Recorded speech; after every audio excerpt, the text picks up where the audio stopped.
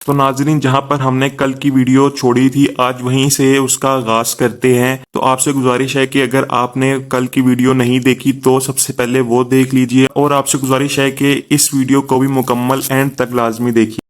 ناظرین، پھر 1099 میں مسجد اقصی کو صلیبیوں کے ہاتھوں کھو دیا، اور مسلمانوں نے اس کی تاریخ کے سیاہ ترین اور خونی دنوں میں سے ایک دن ایسے دیکھے۔ یروشلم پہنچنے پر صلیبیوں نے اعلان کیا کہ وہ کسی بھی قیدی کو نہیں لیں گے، جس کے نتیجے میں مسلمانوں کا ایک بڑا حصہ پناہ حاصل کرنے کے لیے مسجد اقصی کی طرف بھاگ رہا تھا۔ صلیبی بعد میں مسجد مبارک میں داخل ہوئے اور اندر ہزاروں مسلمانوں کو قتل عام کر دیا۔ اس کے بعد مسجد اقصی کو ایک محل میں تبدیل کر دیا گیا، اور پھر 1187 میں عظیم رہنما صلاح الدین ایوبی کی قیادت میں مسلمانوں نے اسے دوبارہ 88 سالوں بعد حاصل کر لیا۔ یروشلم اور مسجد اقصی پر ان کا دوبارہ حصول عمر بن عبدالخطاب کی 5 صدیاں قبل کی آزادی کی یاد دلاتا تھا۔ یہ صرف ایک نسل قبل صلیبیوں کے اقدامات کے بالکل برعکس تھا۔ عمر بن عبدالخطاب کی طرح صلاح الدین ایوبی نے بھی شہریوں یا فوجیوں کے قتل عام کی اجازت نہیں دی، اور مسجد اقصی پر دوبارہ قبضہ کرنے کے بعد انہوں نے اپنے ہاتھوں سے بابرکت سرزمین کو صاف کرنے کے لیے استعمال کیا، اور پھر مسجد میں عرق گلاب کا مشہور طریقے سے چھڑکاؤ کیا۔ مسلمانوں نے ایک بار پھر یروشلم اور مسجد اقصی پر ایک اہم مدت تک بلا روک ٹوک اپنا قبضہ رکھا، اور پھر تقریباً 8 صدیوں تک یہ مسلمانوں کا مرکز بن گئی۔ پوری دنیا سے لوگ اس کی بابرکت حدود میں آنے اور مطالعہ اور پڑھنے کے لیے سفر کرتے تھے۔ تقریباً اس پورے عرصے میں عیسائیوں اور یہودیوں کو تحفظ فراہم کیا گیا، اور اہل کتاب کی حیثیت سے ان کے حقوق کا احترام بھی کیا گیا۔ تو ناظرین، اب میں آپ کو بتاؤں گا 1917 سے لے کر آج تک مسجد اقصی میں کیا کیا ہوتا رہا، اور کیسے مسلمانوں نے یہاں سے اپنا قبضہ کھو دیا، اور آج مسلمانوں پر وہاں پر کیا کیا ظلم ڈھائے جا رہے ہیں۔ ناظرین، خلافت عثمانیہ کے دوران متعدد صدیوں تک یروشلم شہر اور مسجد اقصی کو عزت و وقار کے ساتھ محفوظ رکھا گیا۔ اس شہر کے انتظام کے انچارج مسلمان تھے، لیکن اسلامی قانون اور عثمانی بیجا روا کے نظام کے مطابق انہوں نے اس شہر کی حفاظت کی۔ یہودی اور عیسائی اقلیتوں کے مذہبی اعزاز اور تحفظ میں تھے، تاہم یہ سب کچھ اس وقت بدل گیا جب یورپ میں تحریک مسلم فلسطینی سرزمین پر ایک یہودی ریاست کے قیام کے مقصد سے ابھری۔ اس تحریک کو، جسے انگریزوں کی حمایت حاصل تھی، پہلی جنگ عظیم کے دوران اس وقت مزید مضبوط ہوئی جب انگریزوں نے یروشلم پر قبضہ کر کے 8 صدیوں پر محیط مسلم حکمران کا خاتمہ کر دیا۔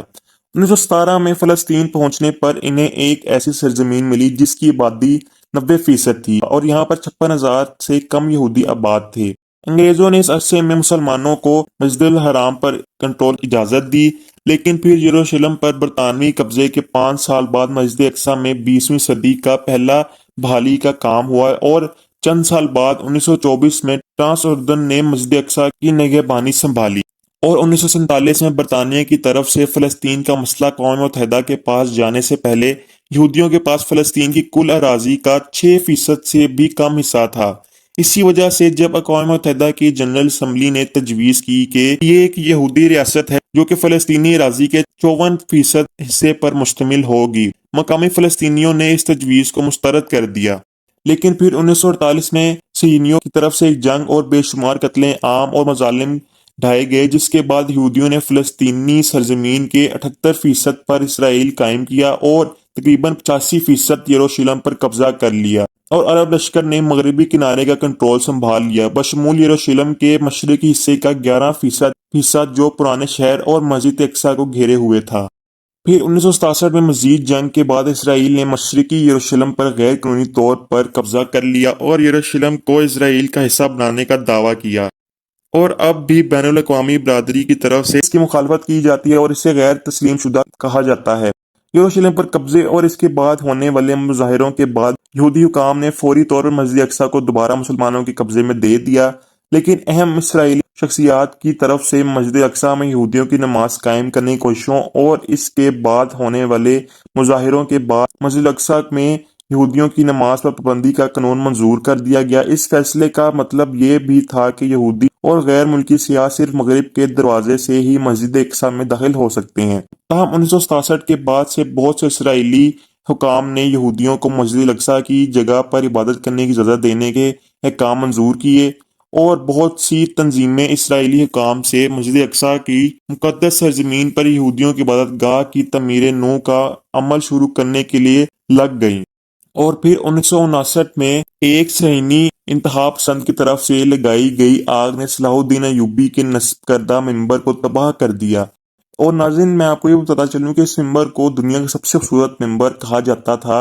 اور اسے دیور اور دیگر لکڑی کے 10,000 سے زیادہ آپس میں جڑے ہوئے ٹکڑوں اور مدر و پل کے بغیر کسی گوند یا ایک کیل کے بغیر چسپاں کیا گیا تھا۔ ذاتی زدگی سے ہونے والے زیادہ تر نقصان کی مرمت میں 20 سال سے زیادہ کا عرصہ لگا، کیونکہ اسرائیلیوں نے مسجد اقصی میں مناسب مسائل کی اجازت نہیں دی تھی۔ اور 1987 میں غزہ میں ایک چوکی پر قطار میں کھڑے 4 فلسطینیوں کو قتل کر دیا گیا، جس نے پہلی فلسطینیوں پر جنگ کا جنم لیا۔ ناظرین، انتفاضہ کا لفظی مطلب ہے ہلانا، اور فلسطین اور مسجد اقصی کو اسرائیلی جبر سے آزاد کرنے کے معنی میں استعمال کیا جاتا ہے۔ تو ناظرین، پھر 2000 میں اہل شہرون نے 1000 سے زیادہ سیکیورٹی گارڈ اور پولیس کے ساتھ مسجد اقصی پر مارچ کیا، اور اس نے دوسری فلسطینی انتفاضہ کو جنم دیا۔ اس دورے کے بعد مسجد اقصی میں نماز ادا کرنے کی خواہش مند فلسطینیوں پر پابندیاں عائد کر دی گئی۔ فلسطین مردوں کو مخصوص اوقات میں نماز ادا کرنے پر پابندی کا سامنا کرنا پڑا، اور یہ پابندیاں آج تک برقرار ہیں۔ تو ناظرین، پھر مارچ 2013 میں اردن کے شاہ عبداللہ دوم نے فلسطینی اتھارٹی کے صدر محمود عباس کے ساتھ ایک معاہدے پر دستخط کیے، جس میں انہوں نے جمود کو برقرار رکھا اور اس بات کا وعدہ کیا کہ اردن کا بادشاہ یروشلم میں مقدس مقامات کا سرکاری محافظ ہے، اور اسے تمام قانونی کوششیں کرنے کا حق حاصل ہے۔ ان کی تحفظ کے لیے خاص طور پر مسجد اقصی کو حاصل ہے۔ پھر نومبر 2013 میں اسرائیلی پارلیمنٹ میں ایک مسودہ اسرائیلی قانون تجویز کیا گیا تھا، جس میں یہودیوں کو مسجد اقصی میں نماز پڑھنے کا حق دیا گیا تھا۔ یہ ترقی قوم پرستوں کی 40 سال کی شدید لابنگ کا نتیجہ ہے، جو مسجد اقصی کو اس کی موجودہ شکل میں تباہ کرنا چاہتے ہیں اور اس کی جگہ یہودیوں کی عبادت گاہ بنانا چاہتے ہیں۔ پھر ناظرین، آخری بار اکتوبر 2014 میں اسرائیلی حکام نے 1967 کے بعد پہلی بار مسجد اقصی کو بند کر دیا۔ اس کے نتیجے میں پورے فلسطین اور مسلم دنیا میں بڑے پیمانے پر احتجاج ہوا، اور اس کے بعد مسجد اقصی کو دوبارہ کھول دیا گیا۔ ناظرین، یہ تو میں نے آپ کو مسجد اقصی کی تعمیر کے بارے میں اور اس میں ہونے والے تبدیلیوں کے بارے میں بتایا،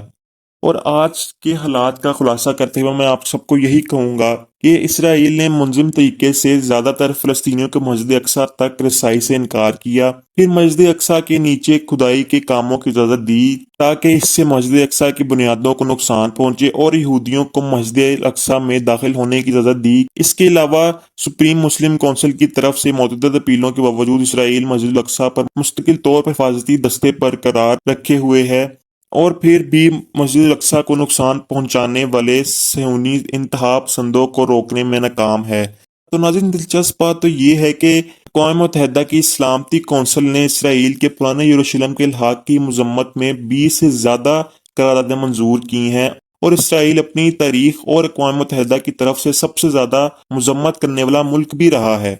تو ناظرین، آج کل جو مسلمانوں پر وہاں پہ ظلم ڈھائے جا رہے ہیں وہ تو پوری دنیا کے سامنے ہیں، کہ ناجائز مسلمانوں کو قتل کر دیا جاتا ہے، اسپتالوں میں بم دھماکے پھینکے جاتے ہیں، اور اس کے علاوہ بھی اتنے ظالم ڈھائے جا رہے ہیں مسلمان بہن بھائیوں پر کہ اس کا تصور بھی کرنا ہمارے لیے آسان نہیں ہوتا۔ ناظرین، دعا یہی کریں گے اللہ تعالیٰ کی بارگاہ میں کہ اللہ تعالیٰ کوئی غیبی طریقے سے اپنی مدد بھیجے ہمارے مسلمان بہن بھائیوں کے لیے، تاکہ کوئی نہ کوئی ایسا سبب نکل آئے کہ انہیں ان لوگوں سے چھٹکارا حاصل ہو سکے۔ ناظرین، پھر یہ وہ ویڈیو تھی جس میں نے آپ کو مسجد اقصی کی تعمیر کے بارے میں حضرت آدم علیہ السلام سے لے کر حضرت محمد صلی اللہ علیہ وسلم تک بتایا، اور ان سے لے کر آج تک جو جو ہوا وہ سب بتایا۔ تو امید کروں گا کہ آپ کو یہ آج کی میری معلوماتی ویڈیو پسند آئی ہوگی۔ اگر ویڈیو پسند آئی ہوئی تو میری حوصلہ افزائی بڑھانے کے لیے اس ویڈیو کو لائک کر دیجیے گا۔ چینل پر نہیں ہے تو چینل کو سبسکرائب کر کے بیل آئیکن کے بٹن کو ضرور پریس کیا کریں، تاکہ ہر نئے آنے والی ویڈیو کا نوٹیفیکیشن آپ تک پہنچ سکے۔ اور کمنٹ سیکشن میں اپنی رائے کا اظہار بھی ضرور دیا کریں گے آپ کو ہماری ویڈیوز کیسی لگتی ہیں، اور آپ آنے والے دنوں پر کن موضوعات پر ویڈیوز دیکھنا چاہتے ہیں، اور وہ موضوعات دینی لحاظ سے ہوں یا دنیاوی لحاظ سے۔ ناظرین، پھر ملیں گے کسی اگلی تاریخی، تحقیقی اور معلوماتی ویڈیو کے ساتھ۔ تب تک کے لیے مجھے دیجیے اجازت، دعا میں مجھے یاد رکھیے گا، اللہ حافظ۔